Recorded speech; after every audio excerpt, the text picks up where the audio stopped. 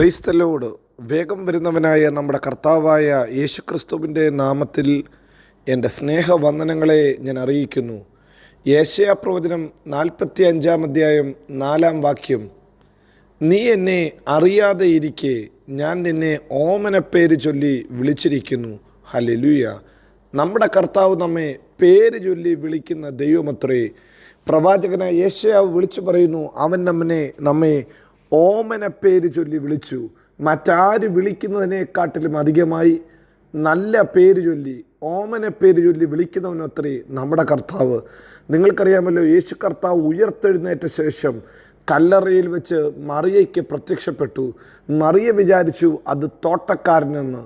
അവൾ അവനോട് പറഞ്ഞു, യജമാനനെ, നീ എൻ്റെ കർത്താവിനെ എടുത്തുകൊണ്ട് പോയെങ്കിൽ അവനെ എവിടെ വെച്ചെന്ന് പറ, ഞാൻ പോയി അവനെ എടുത്തുകൊണ്ട് പോയിക്കൊള്ളുക.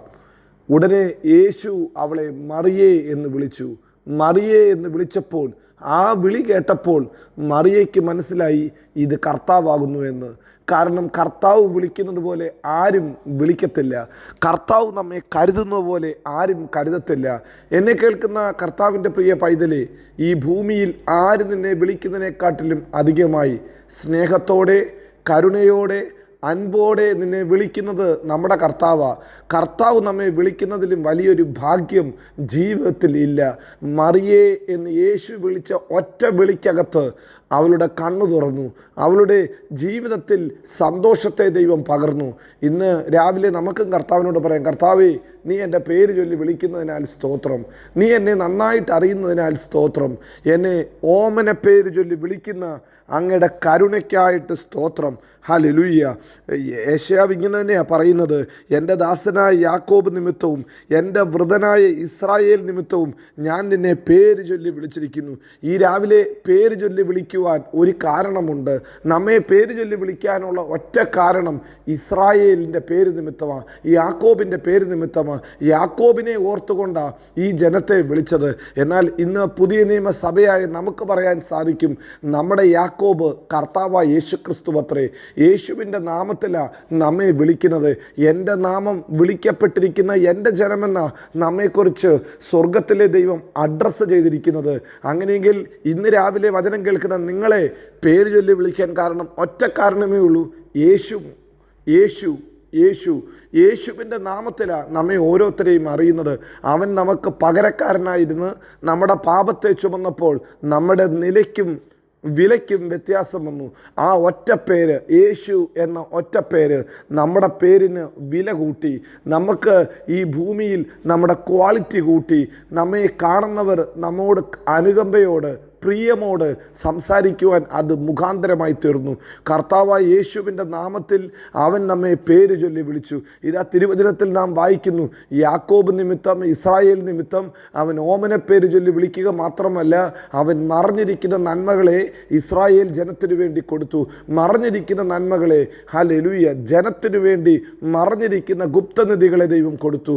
വാതിലുകൾ തുറന്നു, ഇരുമ്പോടാമ്പലുകൾ തകർത്തു, വലങ്കൈ പിടിച്ച് അവരുടെ മുമ്പാകെ നടന്ന് അവർക്ക് വേണ്ടി അത്ഭുതം ചെയ്തു. ഇന്ന് രാവിലെ പേര് ചൊല്ലി വിളിക്കപ്പെട്ട ദൈവ പൈതലേ, നിനക്ക് മുമ്പായി അവൻ സഞ്ചരിക്കും. നിനക്ക് വേണ്ടി വാതിലുകൾ തുറക്കും. നിനക്ക് വേണ്ടി താമ്രവാതിലുകളെ അവൻ കണ്ണിക്കും. നിനക്ക് വേണ്ടി മറഞ്ഞിരിക്കുന്ന ഗുപ്തനിധികളെ ദൈവം തരും. കർത്താവ് പേര് ചൊല്ലിയാണോ വിളിച്ചത്? നിന്റെ ജീവിതത്തിന് വേണ്ടതൊക്കെയും തരുവാൻ അവൻ വിശ്വസ്തന. സക്കായിയെ എന്ന ഒറ്റ പേരിൻ്റെ വിളിക്കകത്ത് സക്കായി ഹല്ലേലൂയ തൻ്റെ ചിന്തകളെ മാറ്റി, വിചാരങ്ങളെ മാറ്റി കാട്ടത്തിമേൽ നിന്ന് താഴേക്ക് ഇറങ്ങി വന്നു.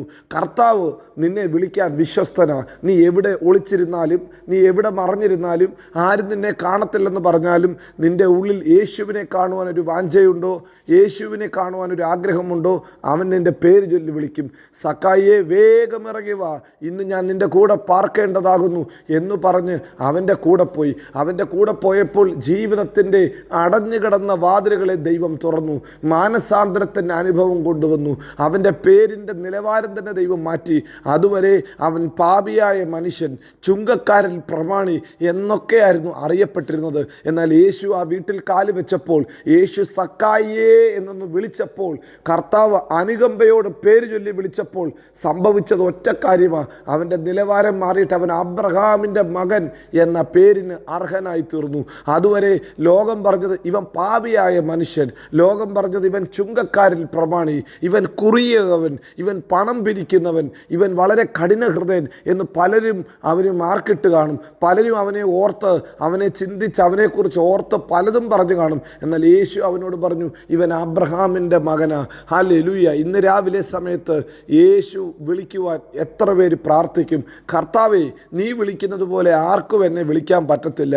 എവിടെ മറഞ്ഞിരുന്നാലും എവിടെ പോയിരുന്നാലും യേശുവിൻ്റെ നാമം ഹല്ലേലൂയ ഞാൻ വിളിച്ചപേക്ഷിച്ചതുകൊണ്ട് ആ നാമത്തിൽ എൻ്റെ പേരിൻ്റെ നിലവാരം മാറും, എന്നെ വിളിക്കുന്ന വിളിയുടെ ട്യൂൺ മാറും.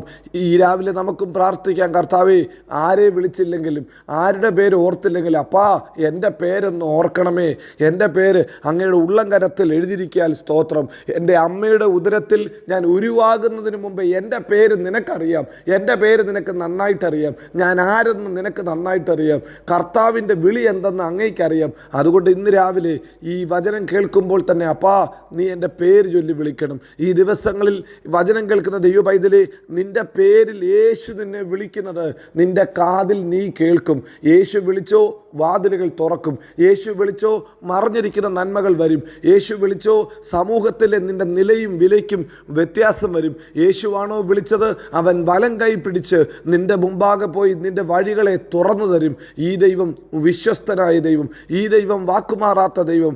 അവൻ നമ്മെ എല്ലായിടത്തും എല്ലായ്പ്പോഴും ക്രിസ്തയേശുവിൽ ജയോത്സവമാക്കി നടത്തും. God bless you. Amin, Amin.